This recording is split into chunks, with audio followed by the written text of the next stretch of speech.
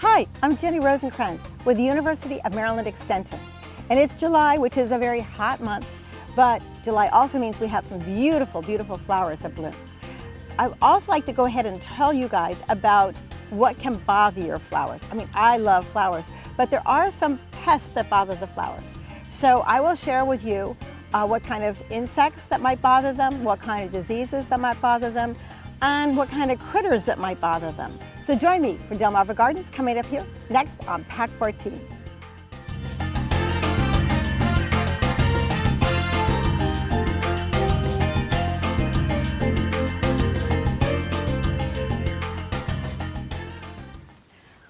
You know, you really can't lose with daylilies, at least in my opinion, because I love the fact that they bloom and they bloom and they bloom all through the summer.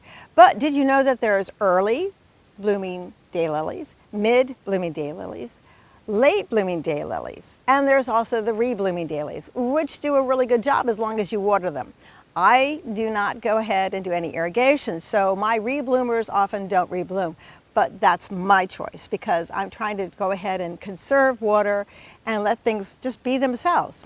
So with a daylily though, even though there aren't that many pests, there are a few. So over here on the foliage, I can show you that this is basically a fungus that attacks it called daylily streak. And it does destroy the foliage a little bit. Now the plant doesn't seem to mind it as much, but when you have something that looks like that, and this is not what you want to have, you could either cut it off if you're going to have company, or just let it be. But there are some varieties that are more resistant to this. So even though I love, this is called a spider lily, by the way, a spider daylily, because it has longer petals. The petals actually curl. See how these curl really, this one curls beautifully too. Just so pretty. And it has a beautiful lemon fragrance. So for all the reasons why I love it, I'm putting up with the fact that it does have some disease on some of the foliage. Now there are some varieties that are much, much more susceptible to this daylily streak, which is, like I say, it's just a fungus, and it's because we live in an area where there's high humidity. So we have hot, muggy days, cool, muggy nights. Perfect for fungus, it just loves it. And I can put up with that. That's, you know, when you think about integrated pest management, you have to decide what it is, what the problem is, how to control it, and how much you can deal with. So I can deal with this and just enjoy the flowers. Now right in front of this we have yarrow, and this is a type of yarrow. This is a beautiful soft yellow one that comes in lots of different colors. Now most of the time I would say yarrow is a plant that nothing eats.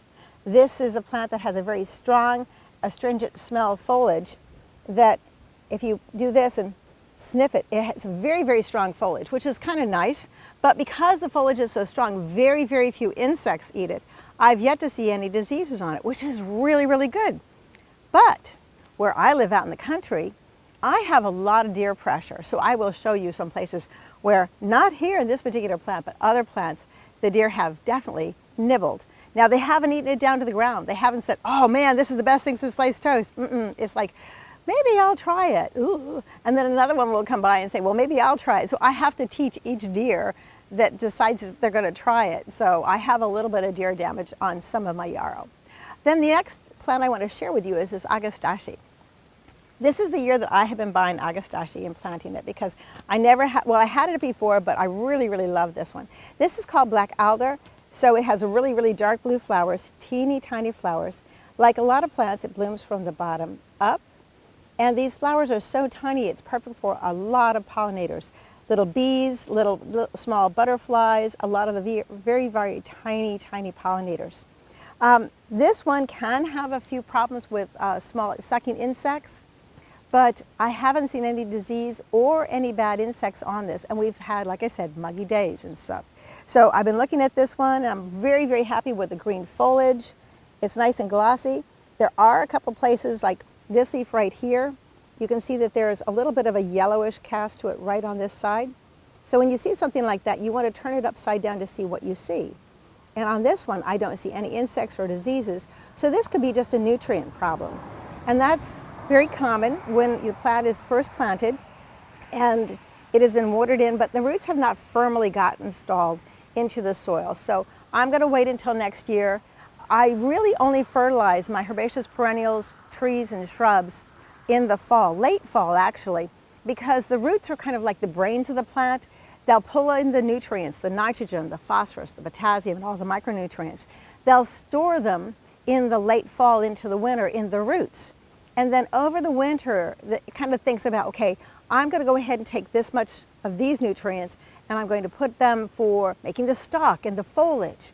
But I'll save these back so I'll have flowers, and I'll save this back for when I can go ahead and make seeds. So I think that the roots are amazing, but if you fertilize too early, the plant goes, oh, I have to use this right away.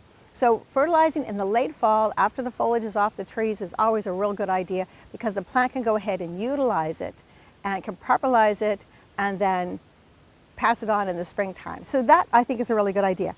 And I will go ahead and check this plant out again in the springtime. Beautiful. There's lots of different kind of critters that can be bothering your garden. I did mention deer before. Well, these are beautiful Asiatic lilies, and they bloom early in the spring. Asiatic lilies don't usually have a fragrance, but you can see every place where I had a flower, the deer came by and said, oh, yummy. So they've eaten it really down to the ground. Well, this one not to the ground. This one they chomped all the way to the ground. And this one over here would have been an oriental lily, a stronger stalk because it's usually larger, but it's eaten it here and it's actually dying back down to here. So I have a choice with this one. I can either dig it up and move it to an area like, say, the backyard where my dog is sometimes, and he keeps the deer away.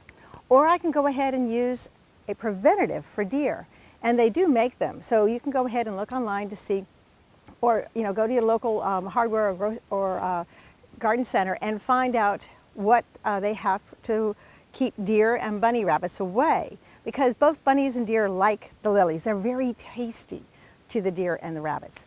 So if you put down a deer repellent, you're going to have to go ahead and spray it on. I would always recommend reading the directions, but usually I would say also wear gloves, because the smell is usually something that's going to be like rotten eggs or maybe some garlic, something that the deer are not going to find yummy, and you don't want that on your hands. And so I would always wear clothes you can go ahead and wash, and gloves for that.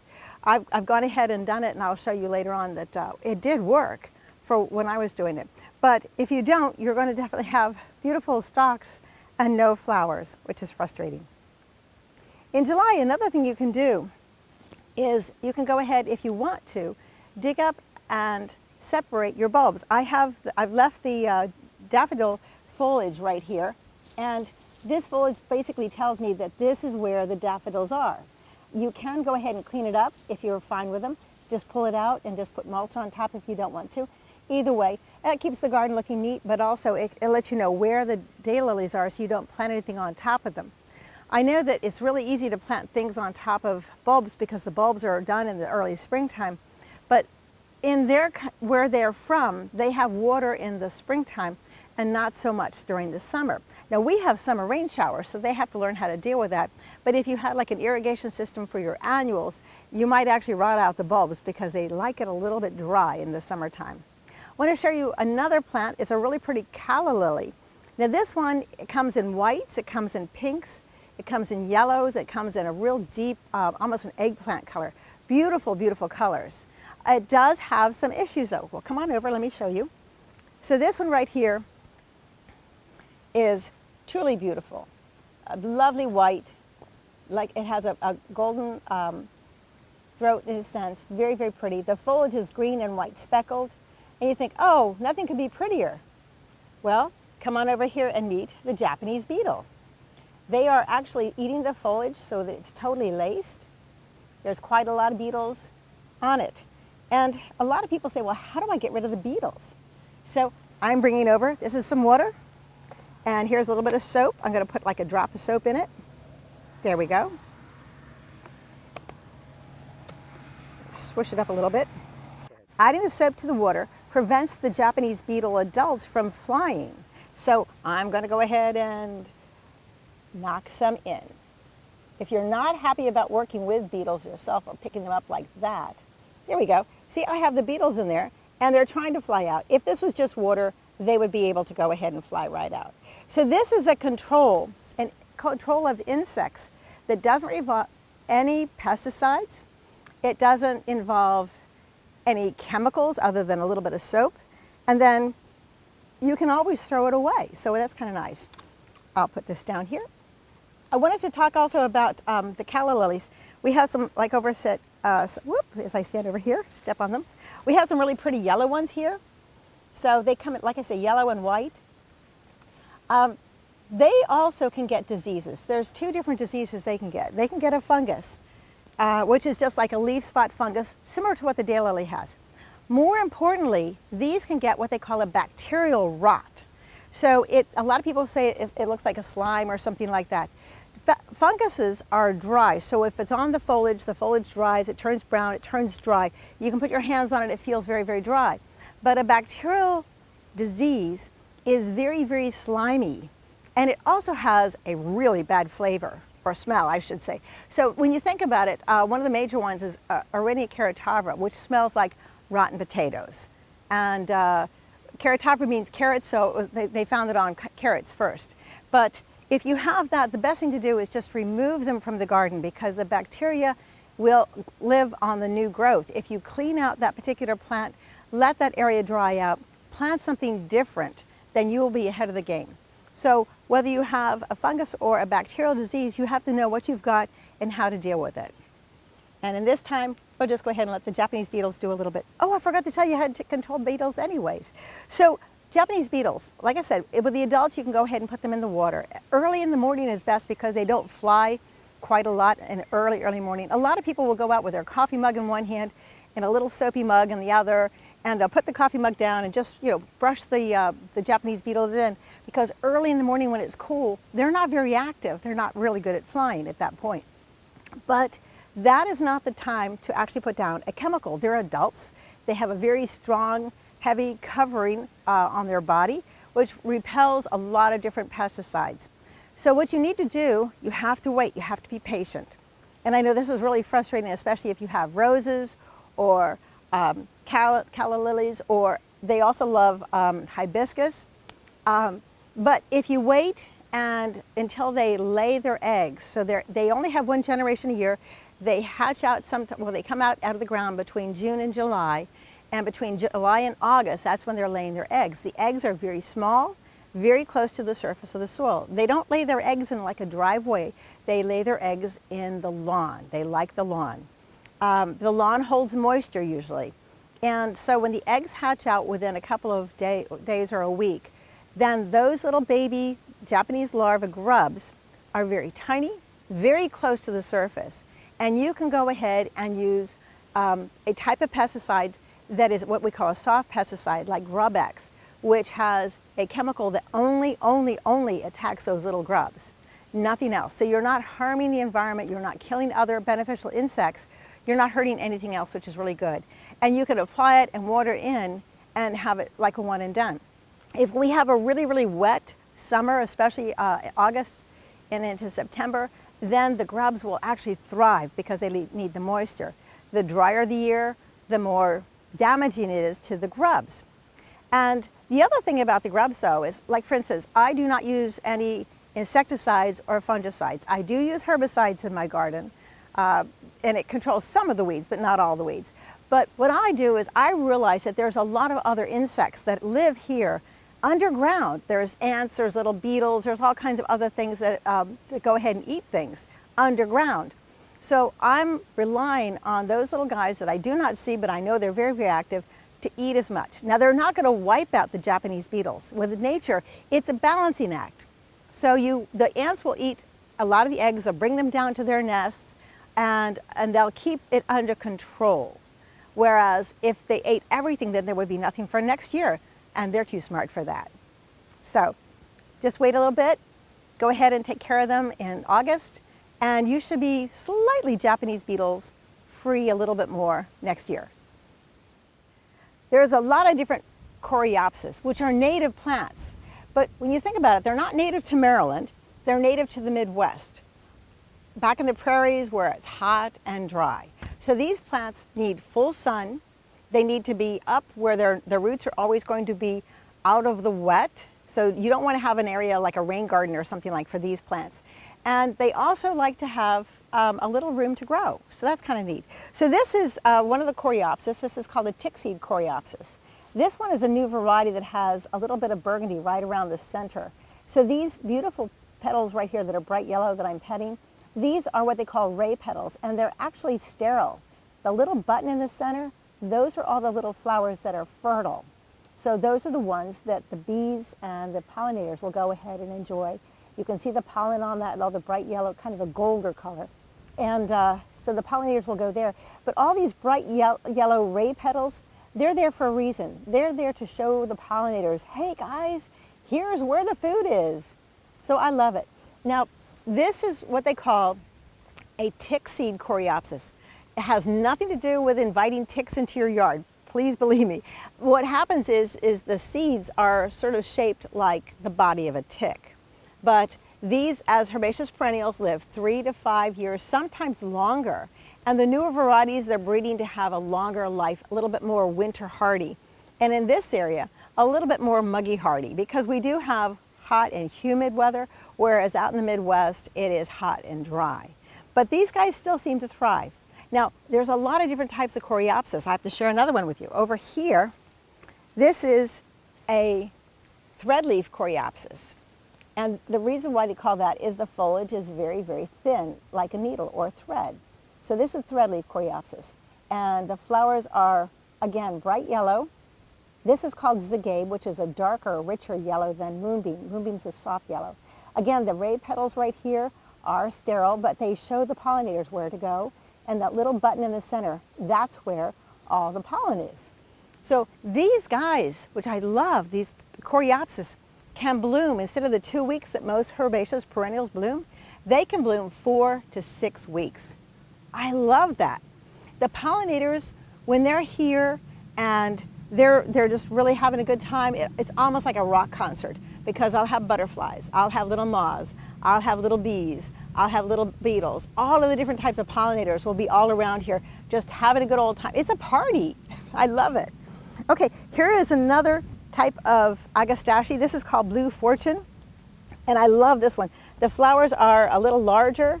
It's a softer blue than the black adder, but again, they bloom from the bottom up, and again, they have really, really tiny flowers, making it very, very easy for all the tiny pollinators to truly enjoy it. And this one also blooms for at least 4, sometimes 6 weeks, which is wonderful. Behind, I also have a wonderful plant. This is a purple coneflower.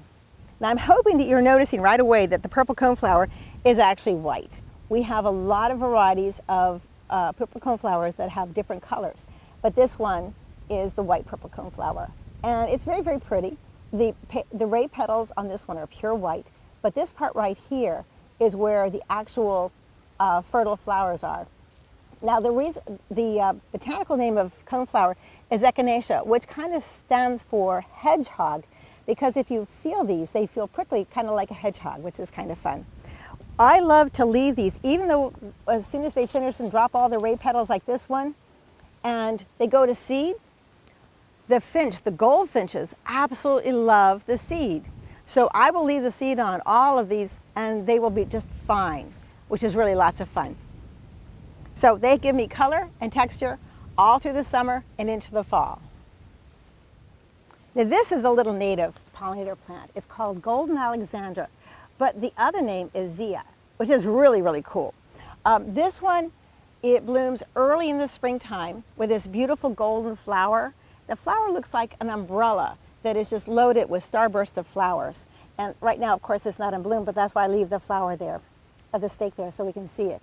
The deer do like this, but so far they've left it alone, which is nice. Now, I hope you noticed that I have this silly little tag here. This tag basically tells me that I planted it this year so that I can remember to water it. When I plant something new, I try to water it 3 times a week for the first 2 weeks, and then twice a week during the summer until the temperatures get into the 90s, and then I have to water 3 times a week. It depends on how big the plant is. This one I need at least 1 gallon of water every time I water. If I have a bigger plant, then I might have to have 2 or 3 gallons every time I water. So it's important to know when you planted it, how much it needs, And be sure to do the watering. And that's what these tags help me remember.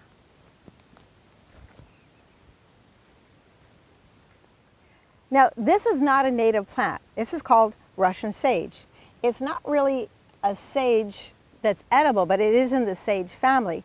So if you take the foliage and you twist it with your fingers and smell your fingers smell sagey. So that's what the deer taste when they take a nibble. Actually, they don't even take a nibble, they just sniff it and go, oh no, that's not what they want. They do not like things that really have a very, very harsh smell.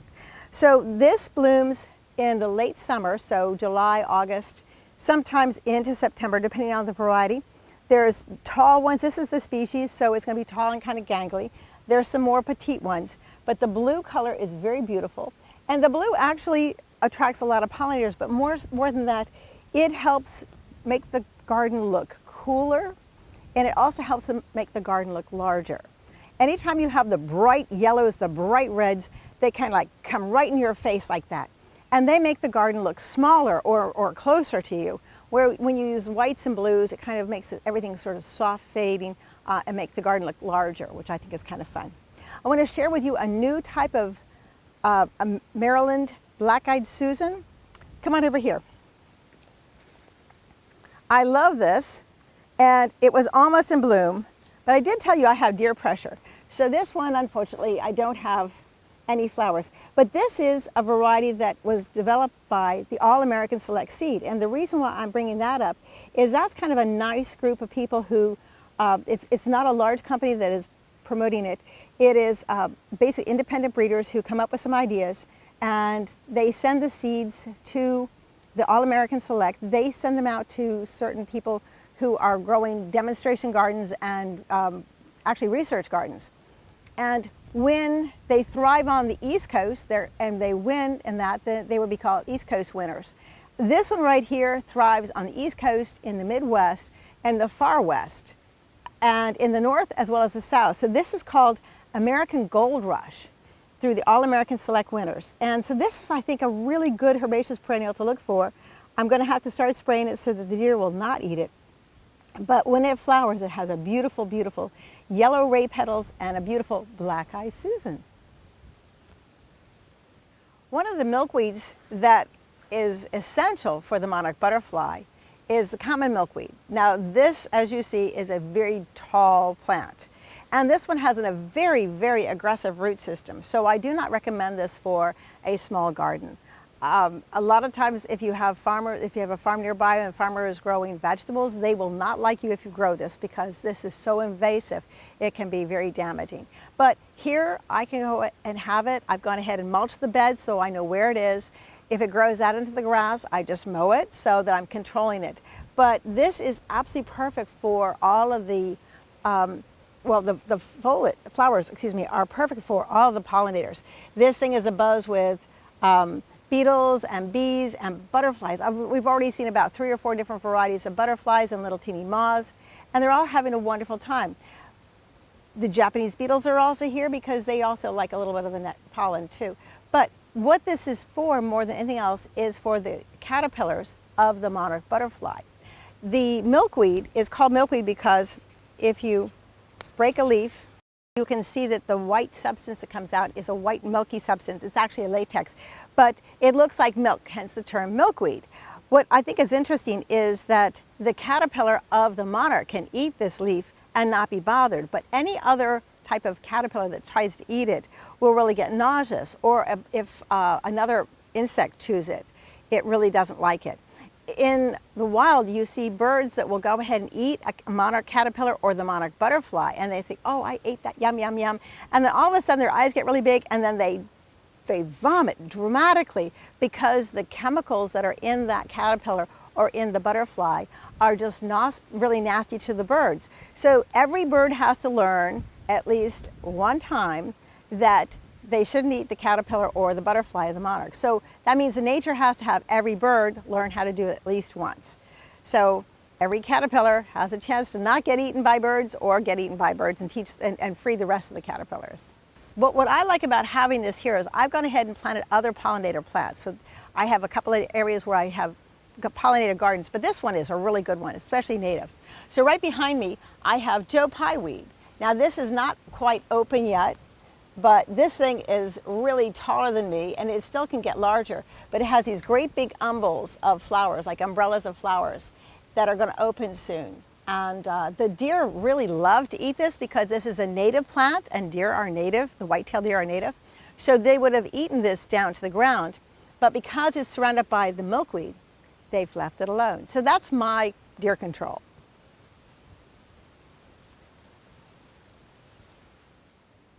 Well, we've gone ahead and seen plants that have pests called Japanese beetles, and we've seen plants that have diseases, and we have seen plants that have been nibbled by the deer. I want to close with this beautiful plant right here. It's called Asclepia tuberosa. This is also called the milkweed flower or milkweed plant.